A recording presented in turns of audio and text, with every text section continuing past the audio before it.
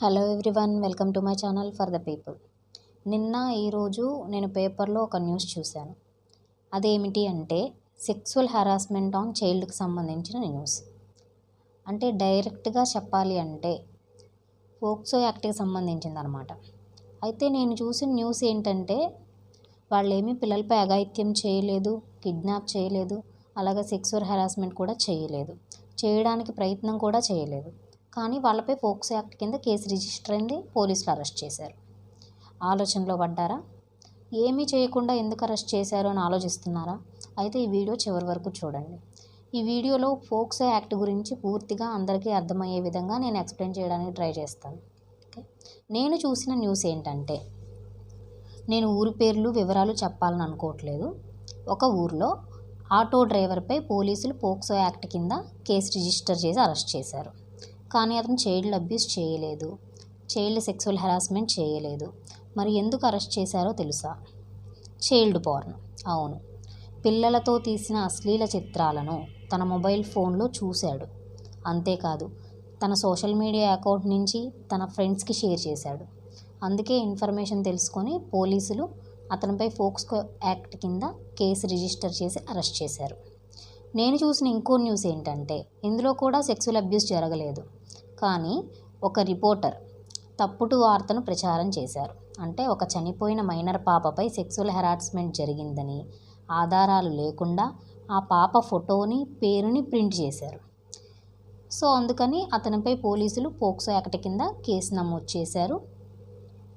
అయితే ఈ రెండు సిచ్యువేషన్స్లోనూ హెరాస్మెంట్ అయితే జరగలేదు. మరి ఎందుకు కేసు రిజిస్టర్ చేసి, అది కూడా పోక్సో యాక్ట్ కింద కేసు ఎందుకు రిజిస్టర్ చేశారు? అంత అవసరమా అని మీ అందరికీ అనిపించవచ్చు.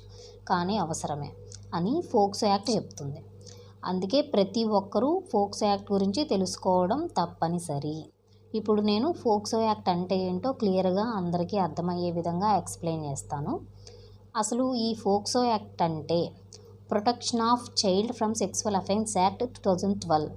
అంటే సింపుల్గా చెప్పాలంటే పోక్సో చట్టం అనేది చిన్నపిల్లలకి, అంటే 18 సంవత్సరాల లోపు పిల్లలు ఎవరైతే ఉన్నారో వాళ్ళకి లైంగికంగా రక్షణ కల్పించడానికి తీసుకువచ్చిన ఒక చట్టం. ఇది 2012 సంవత్సరంలో భారత ప్రభుత్వం తీసుకొచ్చింది. ఈ చట్టం ప్రధాన లక్ష్యం ఒకటే: 18 సంవత్సరాల లోపు పిల్లలని లైంగిక వేధింపులు, దాడులు, అశ్లీలత నుంచి రక్షించడం.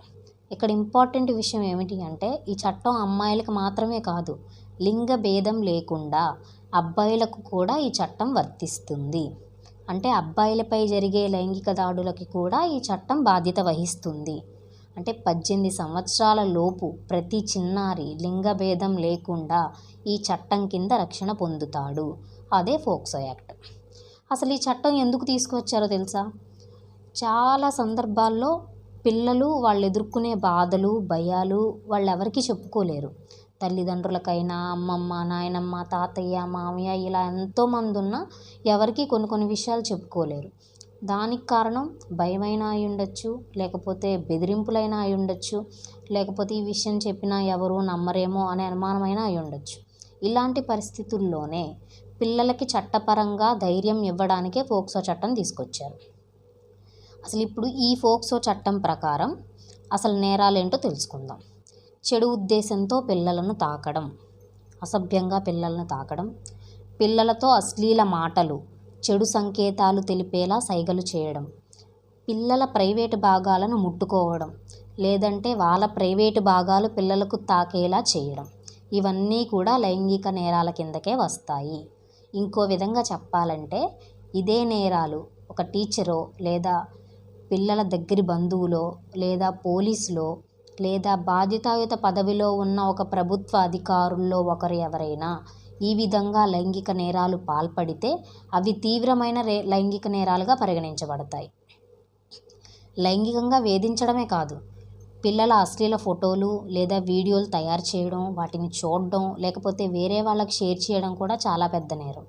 ఆ నేరాలకు కూడా పోక్సో చట్టం కింద కేసు నమోదు చేయబడుతుంది. ఈ నేరాలకు శిక్షలు కూడా చాలా కఠినంగా ఉంటాయి. కనీసం 3 సంవత్సరాలు జైలు శిక్ష, కొన్ని కేసుల్లో అయితే జీవిత ఖైదు కూడా పడుతుంది. తీవ్రమైన నేరాల్లో అంటే తెలిసిన వాళ్ళు, దగ్గర బంధువులు, గవర్నమెంట్ ఎంప్లాయీలు ఎవరైనా ఈ నేరం చేస్తే వాళ్ళకి మరణశిక్ష కూడా పడే అవకాశం కూడా ఉంది. ఈ మరణశిక్ష అనేది 2019లో ఫోక్సో యాక్ట్కి చేసిన సవరణ ద్వారా ఈ మరణశిక్షని ఫోక్సో యాక్ట్లోకి తీసుకొచ్చారు. అయితే ఈ ఫోక్సో కేసుల్లో బాధిత పిల్లలు ఎవరైతే ఉన్నారో వారి గౌరవానికి, గోప్యతకు ఎక్కువ ప్రాధాన్యత ఇస్తారు. అంటే వారి పేర్లు కానీ, ఫోటోలు కానీ బయట పెట్టరు. మహిళా పోలీసులతో మాత్రమే విచారణ జరిపిస్తారు. భయం లేని వాతావరణంలో మాత్రమే కోర్టు ప్రక్రియ జరుగుతుంది. అంతేకాదు, ఫాస్ట్ ట్రాక్ కోర్టుల ద్వారా వేగంగా కేసు విచారణ జరిపి జడ్జిమెంట్ ఇస్తారు. ఇక్కడ ఇంకో ముఖ్యమైన విషయం కూడా ఉంది. 18 సంవత్సరాల లోపు పిల్లల విషయంలో వాళ్ళ సమ్మతితో అనే పదానికి సంబంధం లేదు. అంటే మేమిద్దరం ప్రేమించుకున్నాం, పెళ్లి చేసుకోవాలనుకున్నాము అని స్వయంగా బాధితులే వచ్చి చెప్పినా కూడా అది నేరమే. అంతేకాదు, బాధితుల ఫోటోలు కానీ, పేర్లు కానీ బయట పెట్టడం కూడా నేరమే.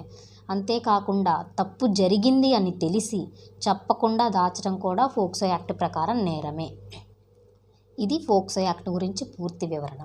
మరి మీకు తెలిసి ఇలాంటి తప్పులు ఏమైనా జరిగి ఉంటే చైల్డ్ హెల్ప్ లైన్ నంబర్ 1098కి డయల్ చేసి కంప్లైంట్ చేయొచ్చు, లేదా దగ్గరలో ఉన్న పోలీస్ స్టేషన్లో కంప్లైంట్ చేయొచ్చు. తప్పును తప్పు అని చెప్పడం, ఫిర్యాదు చేయడం ప్రతి పౌరుడి బాధ్యత. నేటి పిల్లలే రేపటి మన భవిష్యత్తు.